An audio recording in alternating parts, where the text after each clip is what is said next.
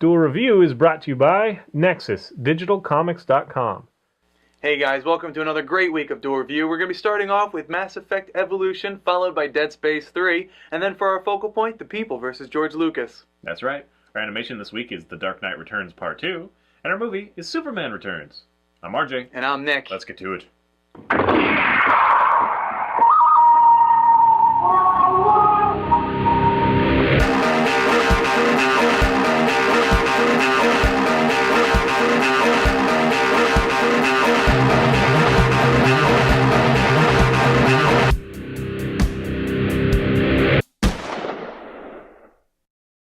Hey guys, welcome to Monday the 11th of February. We are doing Mass Effect Evolution.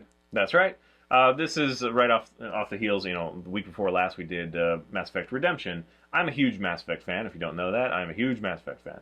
But I put the comics off because they're centered on, 4-issue miniseries and they're full-price trades. So it was a little bit kind of like, I don't know why I want to pay that much for so little. But I finally took the plunge, and the first one was really solid. I really enjoyed it. And so I decided to get the next one. And this one I like even more.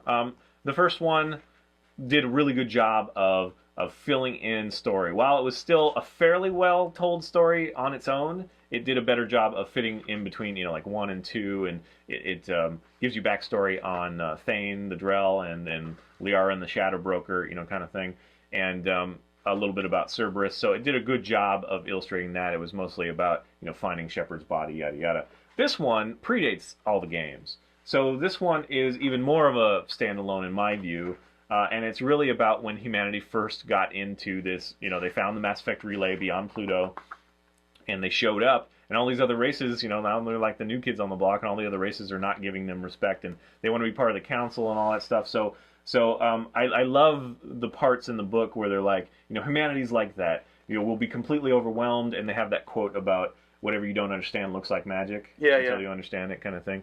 And but humanity is such that if we're overwhelmed, we break it down, we figure out how to do it, and we sell it back to them new and improved. That's kind of like the American spirit. Although now we don't make freaking anything in this country. Anyway, we should get that back. Political commentary side. Yeah. Anyway, so it's really about the humanity's arrival into this greater collective, and it feels a little bit like Star Trek in that sense.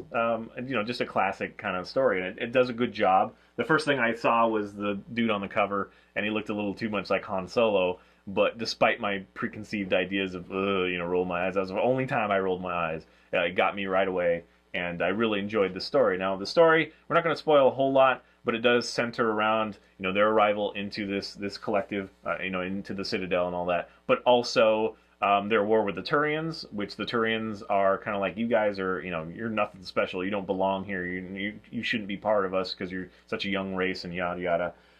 So there's a huge war between them. And then it also focuses on a discovery of an artifact, which, eventually we'll learn that that's the Prothean thing and all that stuff. And that really fits into... By the end of the book, you see where it fits into the other games, and it's wonderful. It's one of those, that's so cool. It fills in some story of people that you wouldn't expect necessarily. You've got some villains that it gives weight to, especially villains from the first game. I think it's the first game, it does a really good job of feeling like its own property at the beginning, and then tying all in together at the end. At least in my book. Yeah, I agree.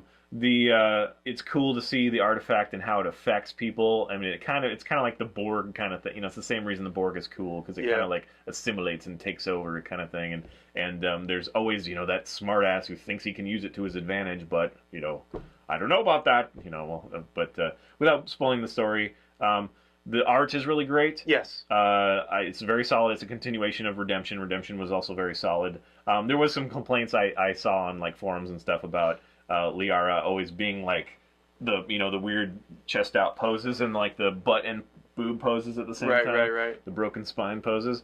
This one I think has less of that, but of course it doesn't focus on female characters. But at the end of this book, there are 2 mini books.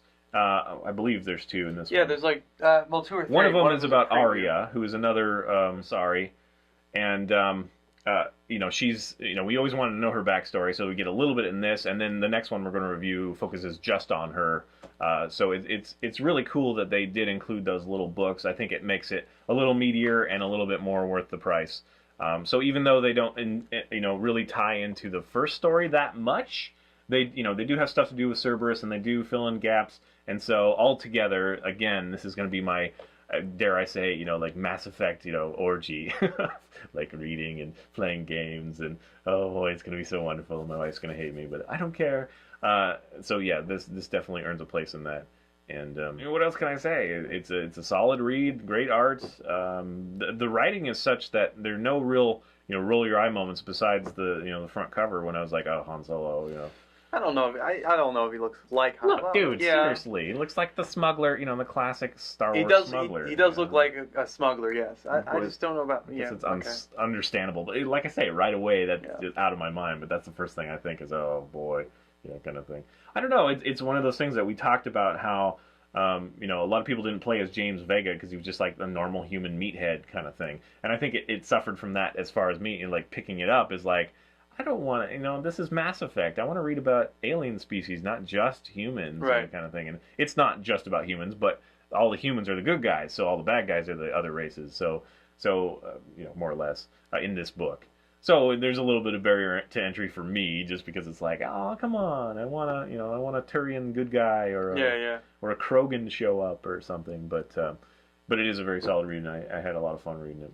Yeah, I as well liked it. At first, I didn't think that I would that I thought of it as a standalone comic because there are a lot of things that happen, and you kind of have to know the franchise to really understand where that's leading to.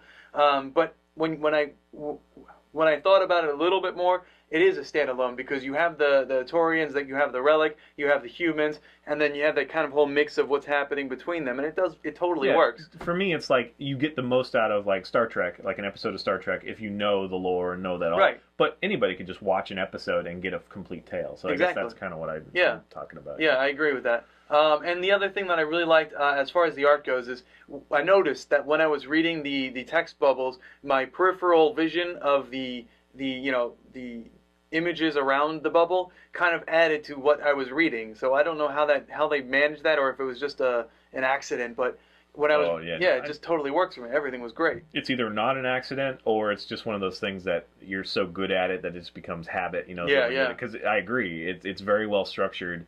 Because I've been reading, like, we're going to be doing the Transformer Spotlights at some point, and some of those, the text bubbles are, like, right in the spine, or they're just always on the edges, and it's really clunky. It's like, read this, and then enjoy the picture. This one, it's almost like picture, like you're drawn to the picture as you're reading. And, right. It's not as cool panel structures like Lady Mechanica or something, and I love that panel structure. It's awesome. It breaks all the rules. It's so cool. It does a good job. And, just really solid all around. Yeah, I agree. It's a good book. All right, guys. Oh, sorry. I was just going to say, if you guys aren't interested in Mass Effect, you can still pick these books up because they are pretty damn good. Yeah, and again, they are a little pricey for how small they are. But if you take into context, if you're going to buy them all together, they do have the mini issues. So especially these later trades, they definitely become worth it. Yeah. So, all right, guys. Thanks for watching. Please subscribe to our YouTube channel and watch our great playlist. Game Lab's been a lot of fun. Yes, it has. And please leave comments. We love comments. And you can help support us by buying our wares at SpiderWolf.com. That's right. T-shirts, card game, art prints, short stories, and more. See you later. Yes. Still got it. Still got it. Next time on Duel Review, it's Dead Space 3. 20 minutes. You just gave a thumbs up to the camera. Did I? Nobody saw that, but you turn on the camera and it works, so I gave a thumbs up to the camera. I like when I do things that work. Well, yeah, but it's like, way to go, camera. Doing your job. You did it. At this exact moment that you guys are watching, I'm probably eating pizza on the East Coast. Been waiting for that for a long time. Yes, I have. Either that or Fat Sal's, right? It's so long since a manicure, huh? Oh no, I was actually looking at this. I had this weird bump here that was there for a second. It must have just been, I did this before, so. Bump? I don't have it on this hand, right? It's just like a little swollen thing. Might want to get that checked out. Yeah. My ex did this thing where she did this, and then this little is it callus? Callus, which kind of like popped up as this weird thing, and you pushed it down. It's gross. Well, some people have those like benign tumors under their skin.